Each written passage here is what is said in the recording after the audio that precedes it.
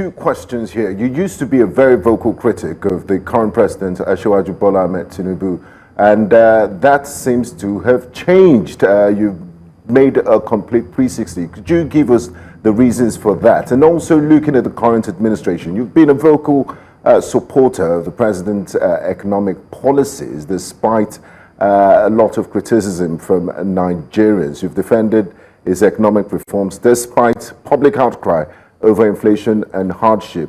What specific policies do you believe have been successful, and how do you justify the suffering many Nigerians are currently experiencing? Well, if you look back into history, and that's the thing about me, a lot of Nigerians are not meticulous record keepers, and as a country, we have a very short memory. There are two things that I was against the president for. Two things. I had suspicions that he did not have the academic qualifications that he had.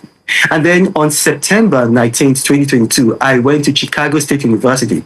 I met with individuals there. I was given incontrovertible evidence that Asiwaju Bola Ahmed Tinubu attended, passed his exams, and graduated from Chicago State University. And after that date, note that date, September 19th, after that date, September 19th, 2022, I changed completely. I told Nigerians, I said, listen, on the issue of his academic qualifications, I'm not going to criticize this man anymore. This was before the elections. He went to this school, and I encouraged my party. I said, listen, we cannot keep on attacking this man on a lie. We've got to just take that apart. And if you keep on attacking him on his qualifications, his certification, then I'm not going to be a party to that, because, I mean, right now I've confirmed that it's lies. However, I still continued criticizing him on the drugs issue. So if you recall, this was September 19, 2022, I went to Chicago State University, and I did a video there, live video. Nigerians saw me there. 2 months later, I was at Chatham House. I was protesting him. I protested him on only one issue, the drugs issue. I didn't protest against him on his qualifications because I had settled that. And then we had the Supreme Court decision, which said that they looked into the drug issue, and it was not a drug conviction. It was not even a conviction against him. It was a conviction against another person, and he was involved only to the extent that that person, he was an accountant to that person, and it was the funds from that person that was convicted, and he was asked to refund those. When the Supreme Court made that decision, don't forget, my late father was an appeals court justice.